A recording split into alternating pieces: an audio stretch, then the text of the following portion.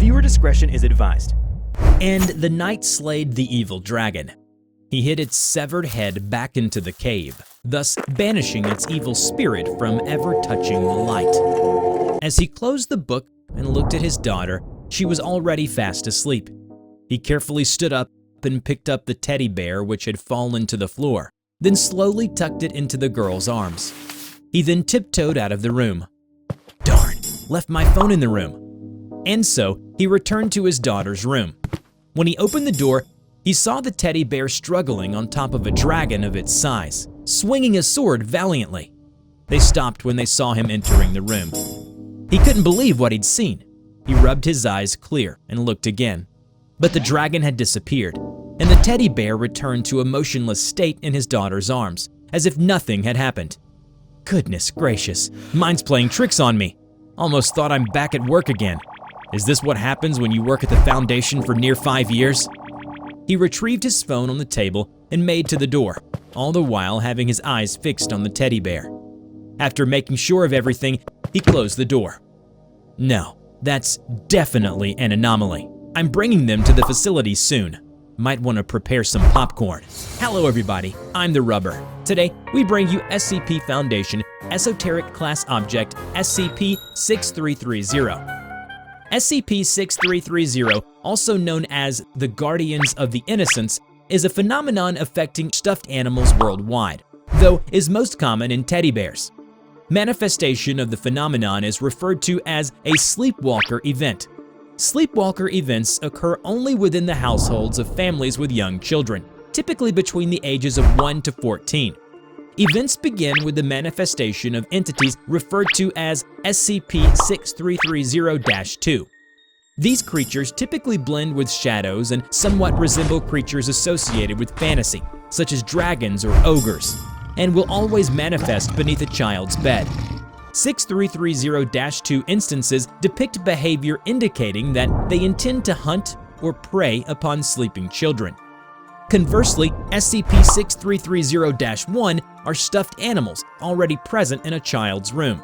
However, they appear to be non-anomalous prior to 6330-2 manifestations. 6330-1 have been shown to instantaneously manifest small wooden medieval weaponry in order to combat 6330-2 and presumably protect the child. Battles are recorded to last upwards of 20 minutes and are always near silent. In most observed cases, SCP-6330-1 emerged victorious, but are severely wounded during the skirmish. Torn wool and stuffing are common. And following all known events, 6330-1 instances have died due to their injuries.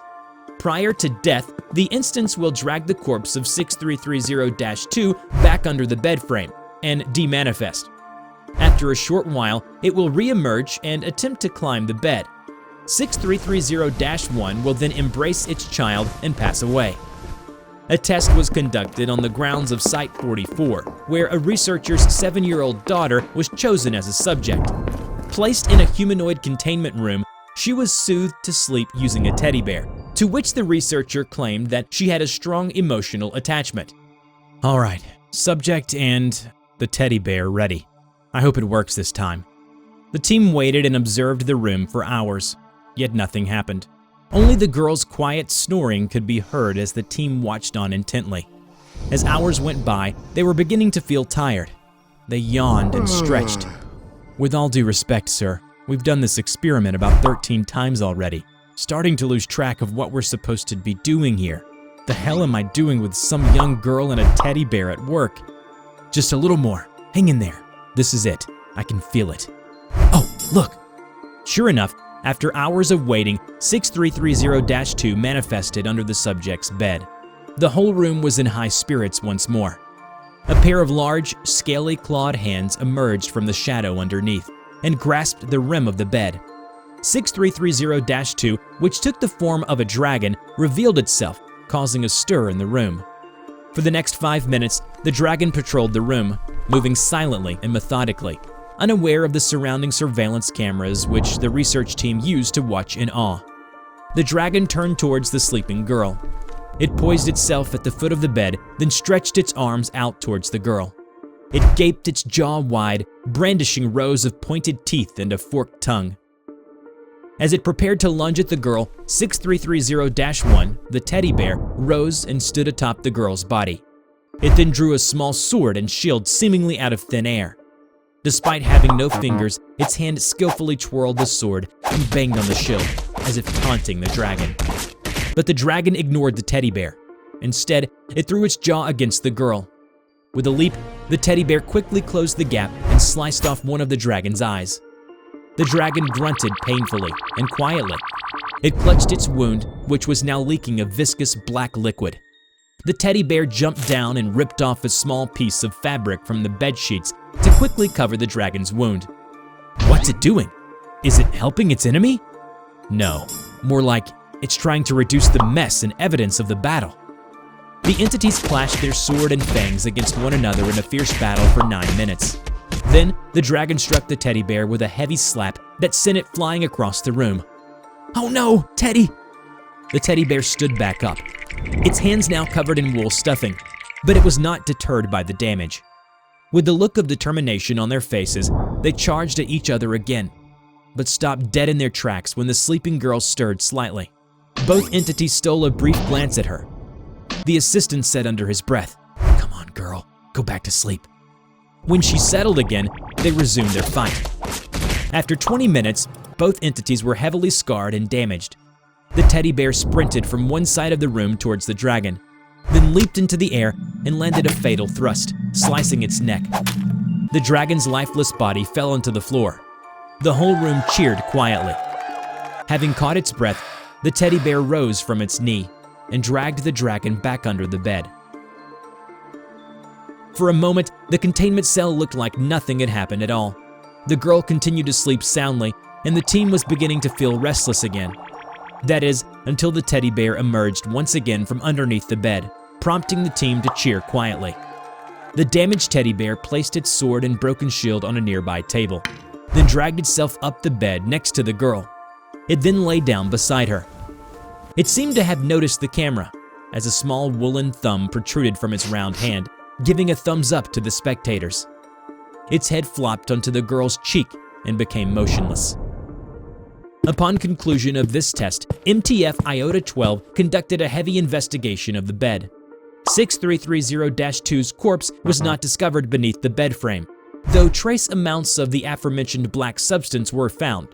Samples taken revealed it to be composed of raw hemoglobin and water, though its viscous nature and other physical properties do not support the discovery.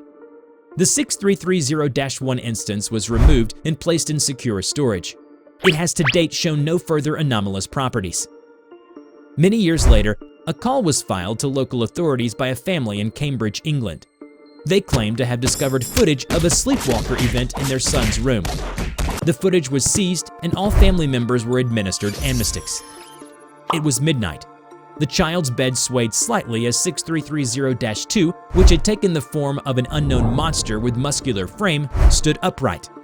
It brandished its set of claws and readied to spring onto the child. In defense, the child's teddy bear suddenly stood up with a bow. It drew a few arrows from its quiver and quickly shot at the monster. One of the arrows struck 6330-2's canine-like snout. They fought tooth and nail for 30 minutes, making it the longest sleepwalker event to date. Eventually, the monster had the teddy bear pinned to a nearby wall, seemingly trying to strangle it. It pulled out one of the arrows lodged in its arm and plunged it into the teddy bear's chest. "Oh no, no, no, no, no, not like this. Come on, Teddy, you can do this." Just when it appeared that the monster was victorious, the teddy bear reached behind its back and pulled out a small wooden handgun. Wait a minute, a gun? It pointed the gun against the monster's forehead and fired. The shot made minimal noise and the monster fell limp onto the ground. Black viscous fluid sprayed on the wall. The teddy bear then dragged the monster's body under the bed, limping all the way. When it returned, the teddy bear climbed up a desk and reached for a pen and a piece of paper, then started writing. When it was done, it limped its way back into the child's arm. Then it stretched its arm wide, never to move again. I really hope that's not the end of him. Damn it, he's a good man. Bear, I mean, protecting the child like that. Have we got whatever the bear was writing? I have it here. Hate to break it to you, buddy. Can it and give it to me. After reading the note, tears started rolling down his cheeks. Told ya. Hello, Timothy. Thank you for always taking care of me. It really was fun. I was able to repay the favor by protecting you. Unfortunately, I am hurt, and I need to go. I'm too weak to stay, and I just hope that you'll remember me. It's been fun living with you. I've enjoyed my time under your care. Going into this, I knew this would happen, with the sleepwalkers coming for you. But I'm just happy I could do my job. Goodbye, my friend. I hope I may see you soon.